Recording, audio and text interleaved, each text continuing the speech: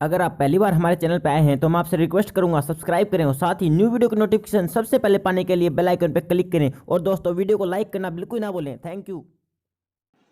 तो दोस्तों good morning. बहुत सारे सक्षम साथियों का प्रॉब्लम का सामना करना पड़ता रहता है। अब धीरे धीरे देखो, स्टार्टिंग में जब सक्षम योजना स्टार्ट हुई थी 2016 में, तब हमने फार्म भरा था, तब इतना ज़्यादा ये नए नए रूल नहीं थे कि ये भी चाहिए वो भी चाहिए। धीरे धीरे जैसे जैसे सक्षम योजना आगे बढ़ती गई, इसमें ज़्यादा डॉक्यूमेंट की रिक्वायरमेंट पड़ती गई है। तो सबसे पहले आप लोगों को मैं बता देता हूँ कि ये 35 जो जो 3000 है, 1500 है, 900 हैं, +2 पे 900 और ग्रेजुएशन में 1500 और पोस्ट ग्रेजुएशन में 3000। दोस्तों ये आपको मिलेंगे जब तक आप 35 साल के नहीं हो जाते, चाहे आपको वर्क मिले या ना मिले, लेकिन ये आपके मंथली आते रहेंगे। एक तरीके से छोटी सी आपकी पेंशन बांधी है।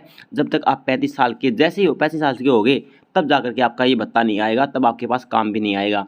चाहे आपके पास काम आओ या ना हो, लेकिन 35 साल होने से पहले भत्ता बताता रहेगा। ठीक है, अब बात कर लेते हैं कि इसमें डॉक्यूमेंट की क्या क्या कमी आपको महसूस खलेगी। ठीक है, सबसे पहले हर एक कैंडिडेट, चाहे आप ग्रेजुएशन कर रहे हो, पोस्ट ग्रेजुएशन कर रहे हो या जो भी है +2 कर रखी हो, आपकी रेगुलर ही होनी चाहिए। अगर आप रेगुलर से नहीं हो, डिस्टेंस से हो, तो आप ये सक्षम का फॉर्म फिल नहीं कर सकते। याद रखना, एवरी फील्ड, जिस फील्ड से आप फॉर्म भरना चाहते हो, ग्रेजुएशन, पोस्ट ग्रेजुएशन या +2, तो आपकी रेगुलर ही होनी चाहिए। सबसे पहला पॉइंट हो गया।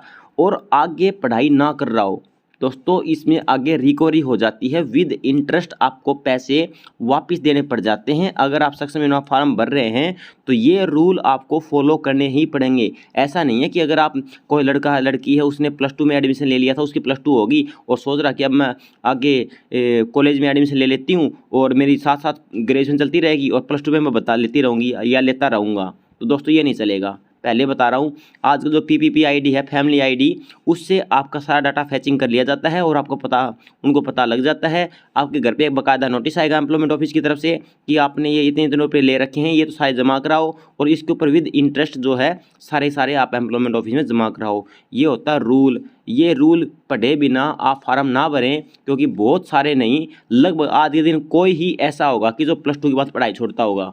आज के दिन वो टाइम गया भाई, जो पहले 10वीं करके 8वीं करके पढ़ाई छोड़ देते थे। अब हो सकता है कि किसी ने ग्रेजुएशन करके पढ़ाई छोड़ दी हो, क्यों आगे गवर्नमेंट जॉब की तैयारी कर रहा हो।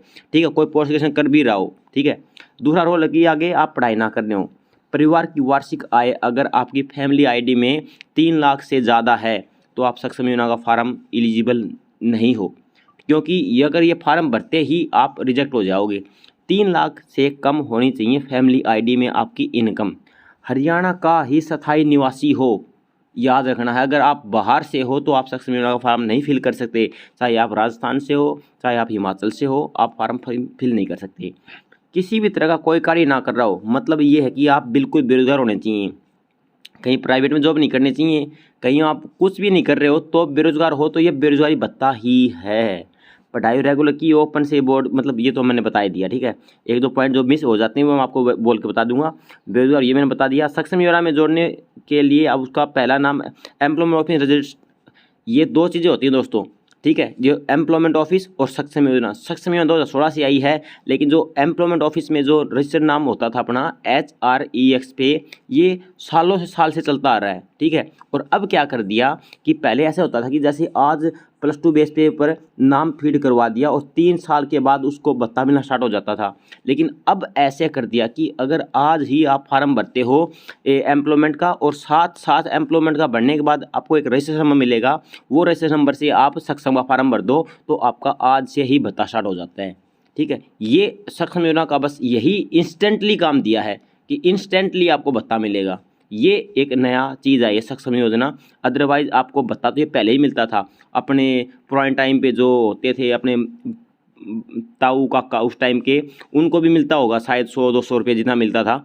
मैंने पूछा था उस टाइम पे, उनको भी मिलता था और आज महंगाई के कारण ये बढ़ गया है। ठीक है, अब इसमें दोस्तों आयु सीमा अलग अलग होती है, क्योंकि +2 बेस जो फार्म भरता है उसके लिए अलग है और ग्रेजुएशन और पोस्ट ग्रेजुएशन के लिए अलग है। 18 से 35 के बीच होनी चाहिए +2 वालों की, और ग्रेजुएशन के लिए है 21 से 35 वर्ष होनी चाहिए। ठीक है, ये आपकी आयु सीमा आपको बता दी गई है।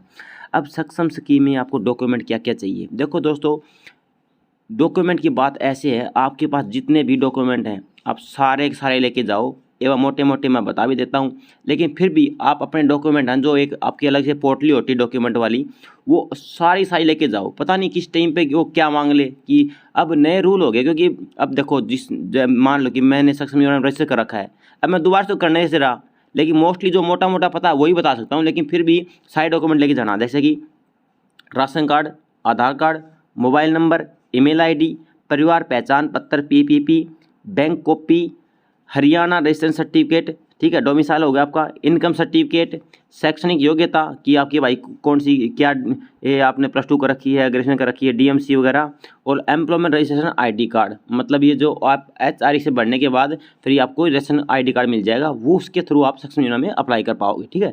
ये होते हैं दोस्तों इसके कुछ रूल। और फिर आपको जैसे ही आपने फार्म भर दिया 7 दिन के अंदर अंदर आपको फाइल जमा करानी होती थी पहले, अब पता नहीं 5 दिन कर दिए या 7 दिन हो गए अभी भी शायद, ठीक है, लेकिन आप ज़्यादा लेट मत कीजिए।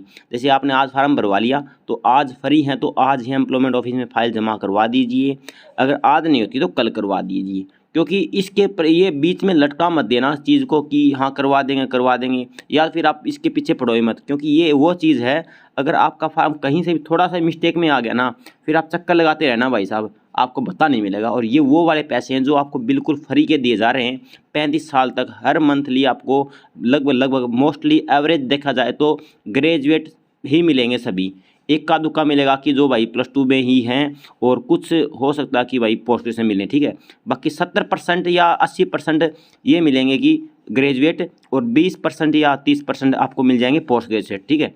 तो +2 वाले बहुत ही कम होते हैं इसमें, क्योंकि जो जिन्होंने भरना था वो भर लिया, पहले भी ये फार्म भरे जाते थे, अब ये 7-8 महीनों से बंद थे, अभी ऊपर दोबारा से ओपन हो गए हैं, ठीक है। तो अब आपने सभी फार्म भर लेना है, किसी प्रकार की कोई चूक नहीं करनी है, ये सरकार फ्री के पैसे दे रही है, किसी जिससे लिए जाते हैं वो तो ले लेना, अदरवाइज भाई हम तो क्या बता सकते हैं, कोई प्रॉब्लम हो फार्म भरने के बाद फिर आप हमारे चैनल सब्सक्राइब कर लेना, हम आपको लेटेस्ट एवरी न्यूज़ बताते रहेंगे, कहाँ से कैसे सैलरी आती है, कैसे आपको ID पे वर्क मिलता है, कैसे अटेंडेंस लगानी पड़ती है, हर एक चीज़ आपको यहाँ पर प्रोवाइड कर दी जाएगी।